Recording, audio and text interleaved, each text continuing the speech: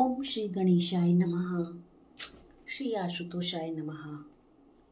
पद्मा अर्थात हरिशयनी एकादशी। आषाढ़ मास के शुक्ल पक्ष की इस पद्मा एकादशी को अधिकांश व्यक्ति देवशयनी या देवसोनी एकादशी कहते हैं। इस दिन से भगवान विष्णु 4 मास के लिए क्षीर सागर में शयन करते हैं। इसी कारण इस एकादशी को हरिशयनी एकादशी कहते हैं। पुराणों में यह भी कहा गया है कि इस दिन से विष्णु भगवान 4 मास तक बलि के द्वार पर पाताल में रहते हैं और कार्तिक मास के शुक्ल पक्ष की एकादशी को अपने लोक में लौटते हैं। इन 4 महीनों में भगवान विष्णु के क्षीर सागर में शयन अथवा पाताल में निवास करने के कारण ही विवाह आदि कोई शुभ कार्य नहीं होते। यद्यपि लगभग सभी एकादशियों को भगवान विष्णु की पूजा आराधना की जाती है, परंतु आज की रात्रि से तो भगवान का शयन प्रारंभ होगा, अतः उनकी विशेष विधि विधान से पूजा की जाती है। भगवान विष्णु की प्रतिमा को आसन पर आसीन कर उनके हाथों में शंख चक्र गदा पद्म सुशोभित कर उन्हें पीतांबर पीले वस्त्रों या पीले दुपट्टे से सजाया जाता है। पंचामृत से स्नान कराकर तत्पश्चात भगवान की धूप दीप पुष्प इत्यादि से पूजा कर घृत दीपक से आरती उतारी जाती है। भगवान को पान और सुपारी अर्पित करने के बाद निम्नलिखित मंत्र द्वारा भगवान की स्तुति की जाती है। सुप्ते तव्यै जगन्नाथ सम जमुत्सुप्तम भवे एदिदम विबुद्धे तव्यै भूम च जगत तव सर्व चराचरम। धर्मराज युधिष्ठिर ने श्री कृष्ण से पूछा, हे जनार्दन, आषाढ़ शुक्ला एकादशी का क्या नाम है? इस व्रत के करने की क्या विधि है और किस देवता का पूजन किया जाता है? श्री कृष्ण कहने लगे कि हे युधिष्ठिर, एक समय नारद जी ने ब्रह्मा जी से यही प्रश्न किया था।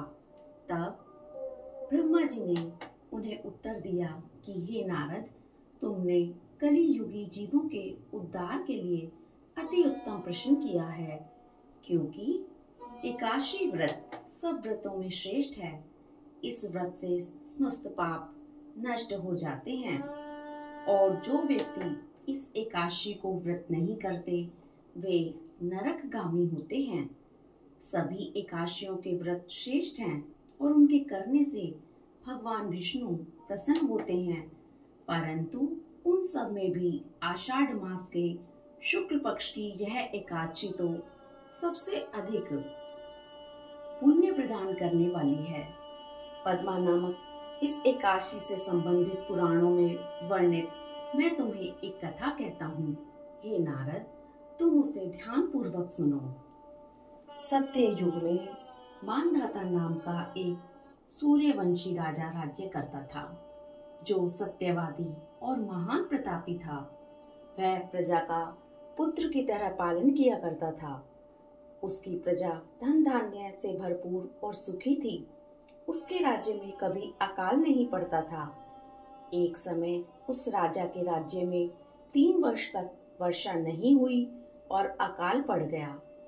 प्रजा अन्न की कमी के कारण अत्यंत कष्ट पाने लगी और अन्न के अभाव के कारण यज्ञ आदि भी बंद हो गए। एक दिन प्रजा राजा के पास जाकर कहने लगी, हे राजन, समस्त विश्व की सृष्टि का कारण वर्षा है। वर्षा के अभाव से अकाल पड़ गया है और अकाल से प्रजा मर रही है। इसलिए कोई ऐसा उपाय कीजिए जिससे प्रजा का कष्ट दूर हो।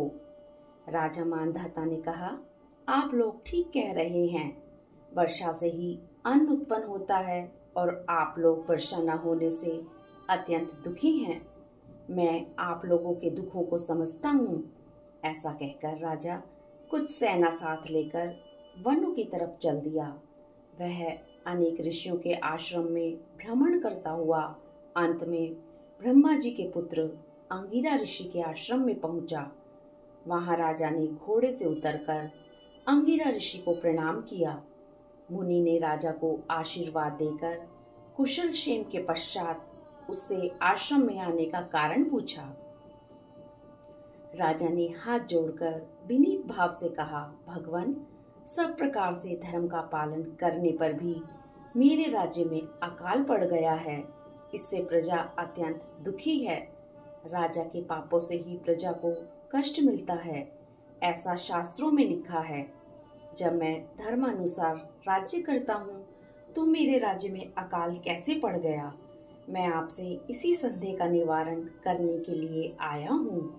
कृपया करके मेरे संदेह का निवारण कीजिए और साथ ही प्रजा के कष्ट को दूर करने का कोई उपाय भी बताइए। राजा की ये बातें सुनकर महर्षि अंगिरा ने कहा, हे राजन, यह सतयुग सब युगों में उत्तम है। इसमें धर्म के चारों चरण उपस्थित हैं, अर्थात इस युग में धर्म की सबसे अधिक उन्नति है। लोग ब्रह्म की उपासना करते हैं और ब्राह्मणों को ही केवल वेद पढ़ने तथा तप करने का अधिकार है। परंतु आपके राज्य में एक शूद्र तपस्या कर रहा है। इसी दोष के कारण आपके राज्य में वर्षा नहीं हो रही है। इसलिए यदि आप प्रजा का भला चाहते हैं तो उस शूद्र का वध कर दो। राजा ने कहा, महाराज, मैं उस निरपराध तपस्या करने वाले शूद्र को किस तरह मार सकता हूँ? आप इस दोष से छूटने का कोई अन्य उपाय बताइए। तब ऋषि कहने लगे, हे राजन, यदि तुम अन्य उपाय जानना चाहते हो तो सुनो। आषाढ़ मास के शुक्ल पक्ष की पद्मा नाम की एकादशी का विधि पूर्वक व्रत करो। इस व्रत के प्रभाव से तुम्हारे राज्य में वर्षा होगी और प्रजा सुख पावेगी। इस एकादशी का व्रत सब सिद्धियों को देने वाला तथा उपद्रवों को शांत करने वाला है। अतः प्रजा, सेवकों तथा मंत्रियों सहित तुम इस व्रत को करो। मुनि के वचन सुनकर राजा अपने नगर वापस आ गया और विधि पूर्वक पद्मा एकादशी का व्रत किया। उस व्रत के प्रभाव से वर्षा हुई और प्रजा को सुख मिला।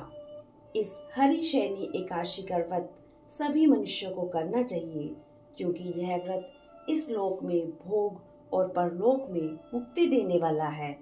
इसकी कथा के पढ़ने व सुनने मात्र से ही मनुष्य के समस्त पाप नष्ट हो जाते हैं। ओम नमो भगवते वासुदेवाय नमः। ओम नमो भगवते वासुदेवाय नमः। ओम नमो भगवते वासुदेवाय। ओम नमो भगवते वासुदेवाय। वासुदेवाय हरे वासुदेवाय। ओम नमो भगवते वासुदेवाय। वासुदेवाय हरे वासुदेवाय।